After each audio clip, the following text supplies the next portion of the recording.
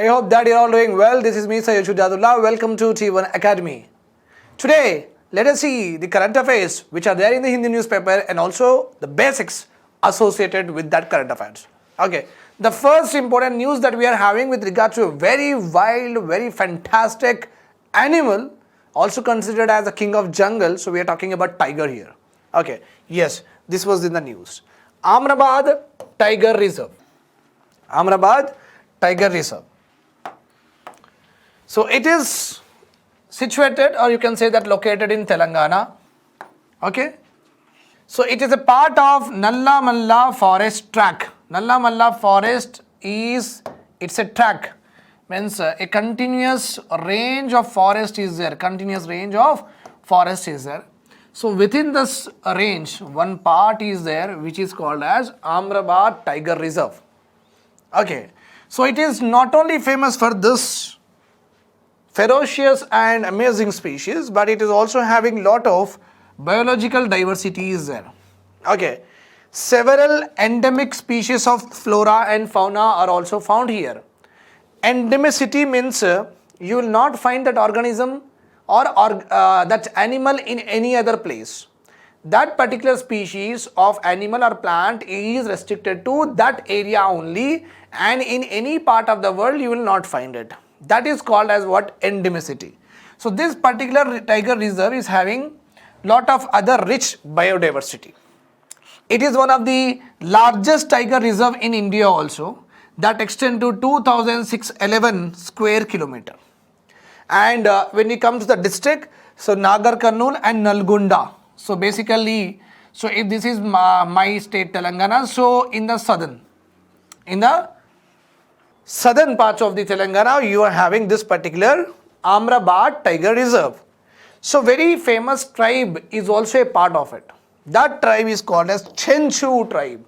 Chenchus, this is a tribe that lives in and around this tiger reserve.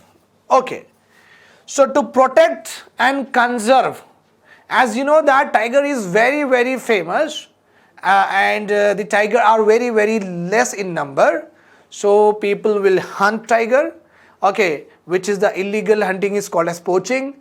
There are a lot of people who poach it, who takes out the skin and sell to the rich people.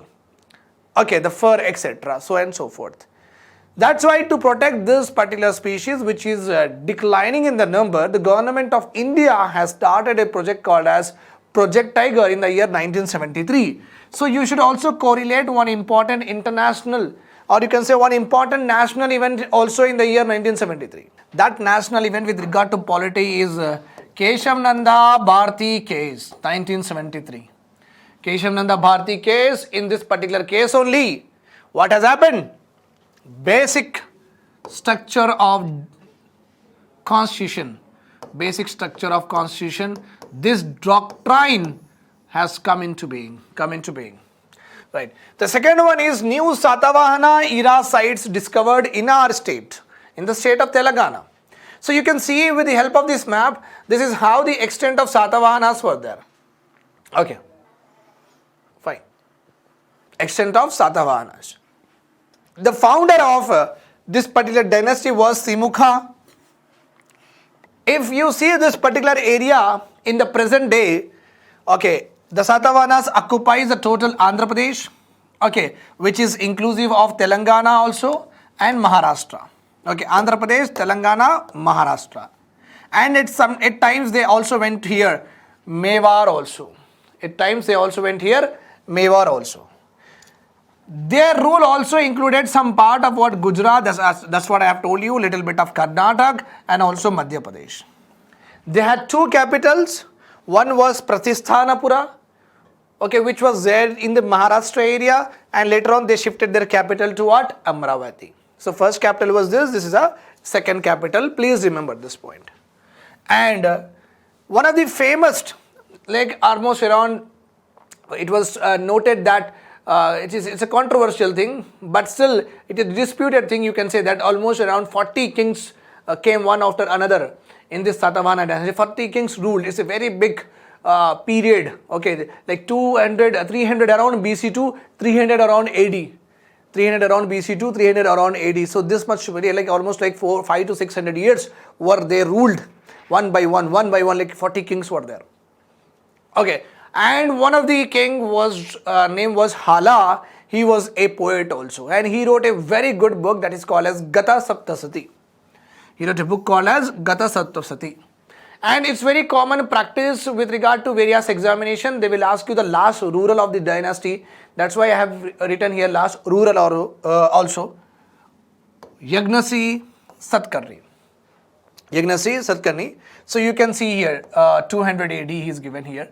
200, 300 it is disputed. So let us take 300 BC to 300 AD.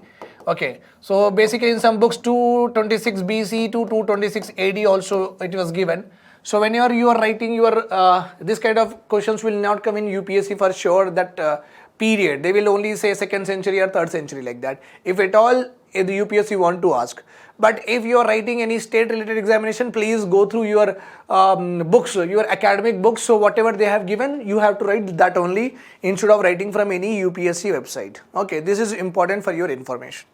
Okay, so the new Satavahana era site discovered in the state were Peddapalli, in the Peddapalli districts. Okay, so when they were excavating, they have seen some habitation.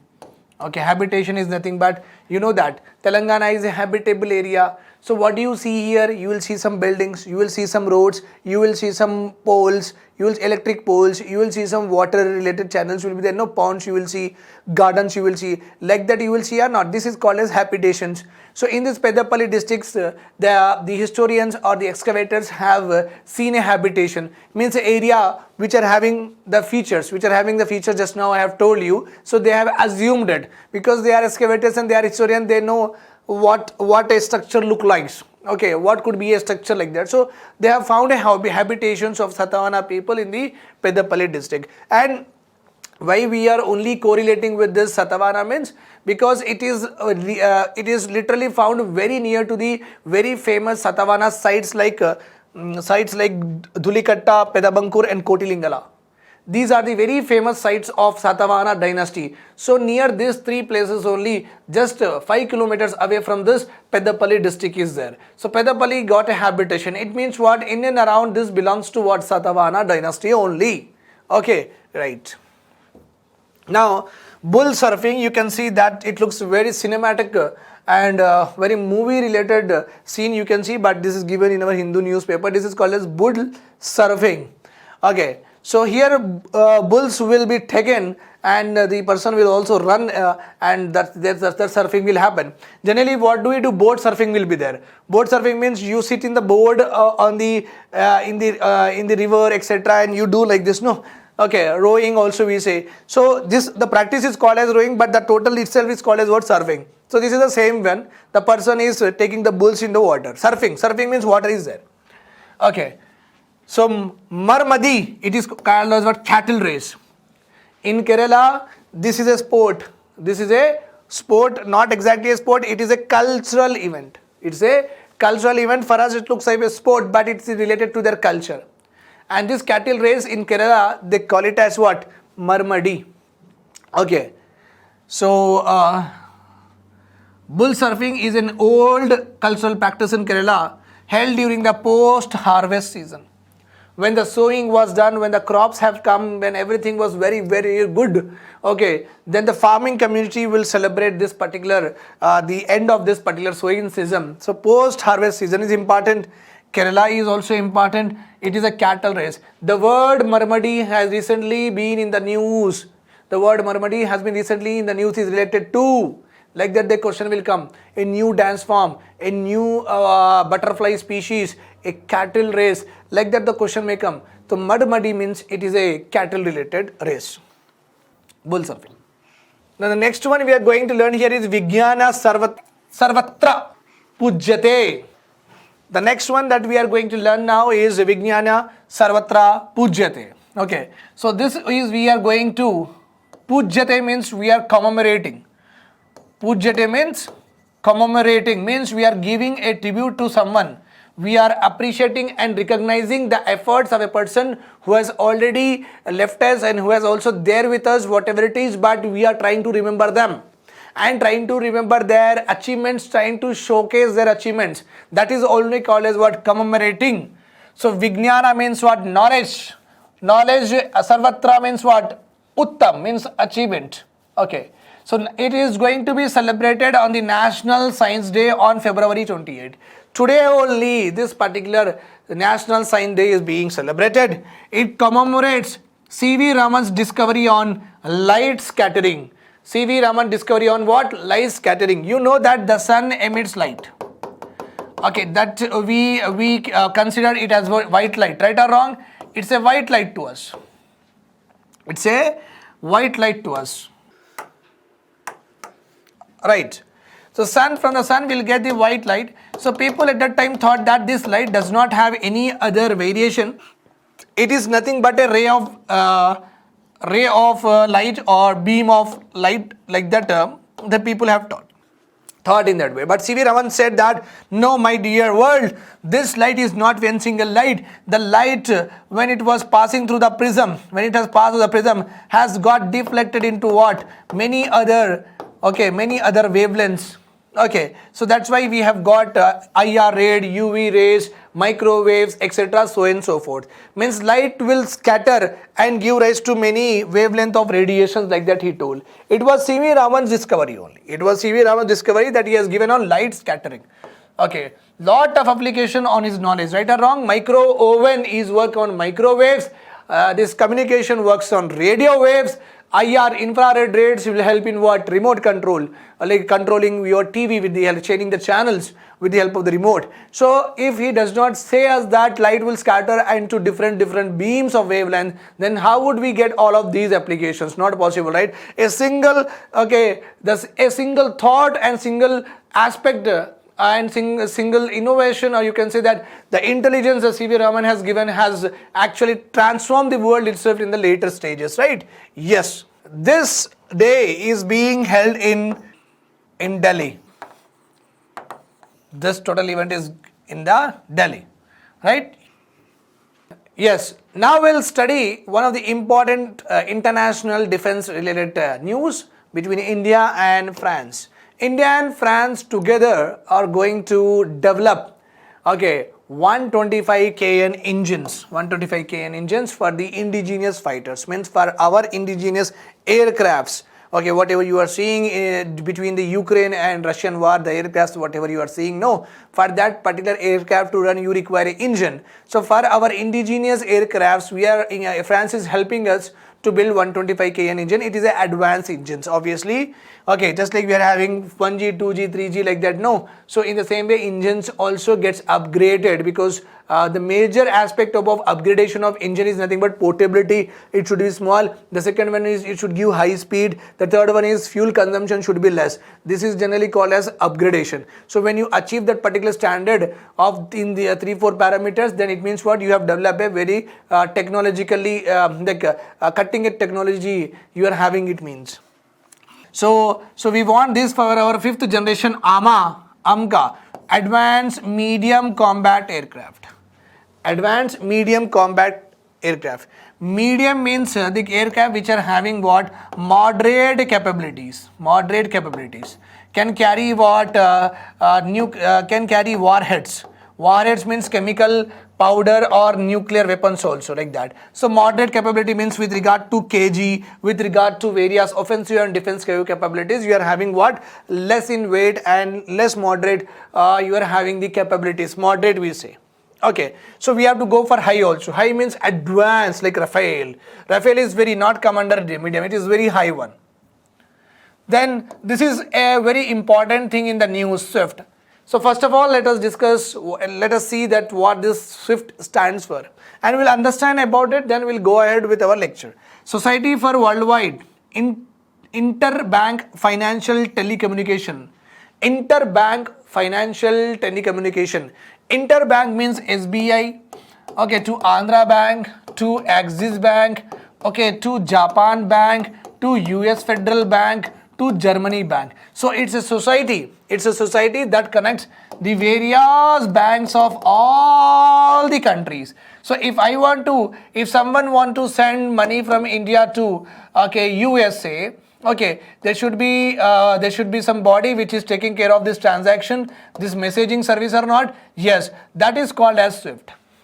That is called as SWIFT. In the same way, as you can understand, like that we are having GPay is there, no, in our country. GPay is there, Paytm is there. Who introduced this? All of this? Government of India? No, right? Okay, so these are all launched by some other foreign people only. But what they have done, they have integrated, means they have mixed, you can say that, or they have used this GPay and Paytm to all over, they have connected with all the banks or not? Yes. So they are also acted as a channel of banking or not? Yes. So in the international scenario, we are having SWIFT. SWIFT is what governments run, intergovernmental run. Means all the governments of the world, all the countries are a part of it. All the countries are a part of it, because if I want to purchase, I want to invest in, I want to take care of my company in UK, I want to take care of my company in Germany, because you know that we are in a globalized world. We follow globalization model of development across the countries. So you know it very well that the money is moving from one place to another place, seamlessly across the borders within a fraction of a second. Millions of dollars are going from here and there, etc. So to have this, all the things, there's a messaging services, means this much amount has been credited, this much amount has been debited, this transaction is failed, this transaction is on hold, the bank has not cleared. This is called as messaging service. So to connect all the international banks into one important society, that is called as SWIFT. It is a Belgium based group, my dear students. Means in Belgium is a country where some people have organized, some people have introduced this. Some people have introduced, just like GPay, BharatPay is introduced, no, by like Mark Zuckerberg is there for Facebook, etc. So there is a founder for this SWIFT banking, interbank messaging service in Belgium. So this particular person and the group has connected all the international banks into their domain, and they will provide messaging services across the world. Without which it is very hard and difficult to move your money from one country to another country. Such an important aspect this particular SWIFT has become. Founded in the year 1973, SWIFT is a Belgium-based cooperative of banks that provides the means of communication rapidly, securely and inexpensively.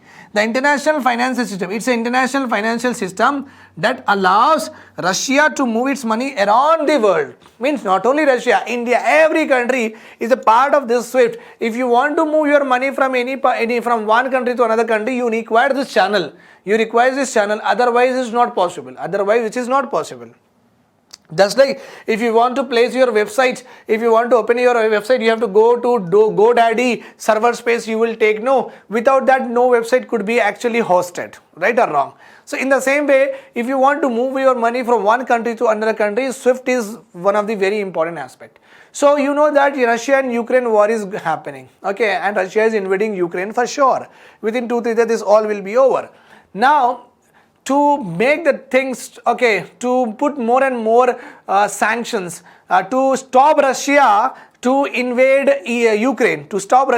Ukraine, you know that the Western European countries and USA is trying very hard, to put lot of sanctions. They are not sending the troops to defend the Ukraine, but they are making lot of sanctions. Sanctions are nothing but making the country isolate from what? Economic setup. Just nothing more than that. Making a country, isolating it from a economic setup of the world. Means from Russia, if Russian manufacturer is there, like chocolate manufacturer is there, Russian chocolate manufacturer, just like private people, you are also Indian. Suppose you are producing an Asha chocolate, I am producing Asha chocolate, I am producing a dairy milk. So you are also, suppose you are producing a dairy milk, I am producing a Asha chocolate. Our products will be sold in what? Bangladesh, Oman, Pakistan, China, Russia, our products are sold there. You or me, we are exporting it. India is invading Pakistan. Let's suppose India is invading Pakistan. Then the whole world will say, don't do India like that. They will say to us. But we will not stop. Then what they do? They put sanction on us. They say that no chocolate, we will not import chocolate from your country. We will not import milk from your country. We will not let you move your money from one bank to another bank. So with that, what happens? We will start criticizing our government or not. Yeah, I am private people, you and me have nothing to do with the war, etc. So our money has been totally, inventory has been stuck up. Nobody is buying from us. So within the country, lot of civil unrest will happen or not. Civilian will become literally unrest or not. They come down the roads and start protesting against the government or not. So you stop the war. How should we live? Stop the war. Our products are not purchased by anyone. Okay, because of the war, etc. The same situation you imagine with Russia.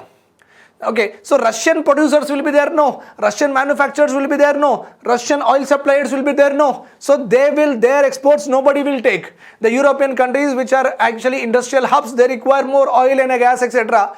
Okay, they require a lot of material. If they don't take, what will happen to the Russian private investors, private producers? So they will also get worried. No, their income levels, their inventory levels, their businesses will all go into losses. Will go into the losses, and they start protesting, coming on the roads, and they start demanding the Vladimir Putin, the Russian president, to stop invading Ukraine, because they are at the risk of their livelihood.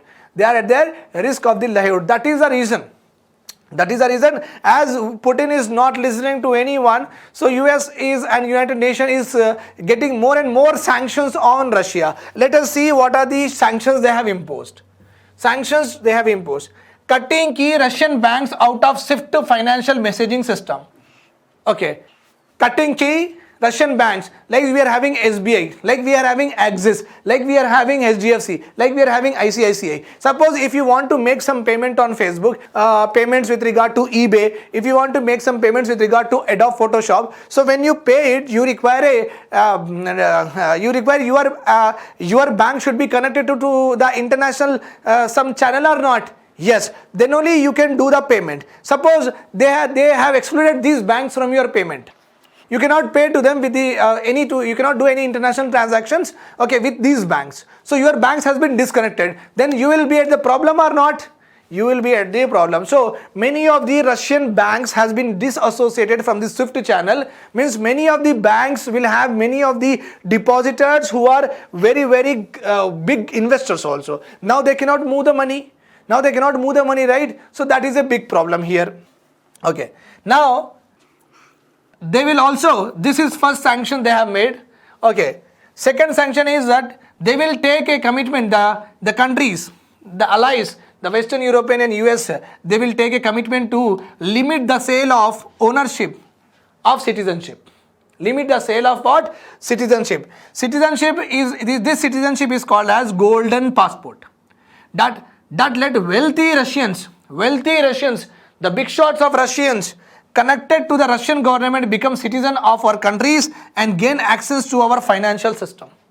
With the help of this golden passport, the Russian credit-worthy customer, the very wealthier people can become the part of can get citizenship in these countries, Germany, France, UK, etc. They will get citizenship in their countries, and they can open savings accounts, etc. And they can use their financial systems of that particular countries. So this will be limited.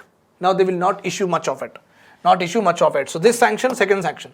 Third sanction, you can see that for the implementation of this sanction, one transatlantic task force will be created. You know that this is America, okay, North America, this is Atlantic Ocean, and this is Europe, this is Africa. So transatlantic means these countries will make a body which is going to see that all the sanctions are properly being carried out, or implemented, or enforced or not. That they will see. And the US and the UN, basically UN is also going to forbid the Russian sponsored TV channels are there. You can see RT. RT means Russian Times. And another TV channel is there, okay, Sputnik. Just like we are having DD, no, Doordarshan. Doordarshan is government channel. Okay, so whatever is published or telecasted on a Doordarshan, according to the government will or not, yes, Doordarshan. In the same way, Russia also have got their state-sponsored channels called as Russian Times and Sputnik. So what the UN has done, ban these two channels across the world. They actually banned this. So that with the help of these channels, the UN is thinking that Russia is spreading lies. Putin is spreading lies to the world that and justifying that why Russia is going for Ukraine invasion. Why Russia is going for Ukraine invasion, Putin is actually spreading with the help of that state-sponsored channel. So banning this channel will not let Mr. Putin to justify his stand on this particular invasion and trying to stop the Putin to make any further lies. Okay, banning its media, Russian Today, known as RT Times, and Sputnik. So banning the TV channels. And the last one we are having here is ban over airspace. Ban over spaces means in Germany, France, etc. Russian plane cannot go, cannot move from their airspace, and nor Germany planes can go. So it's a retaliation. They will close all their airspaces.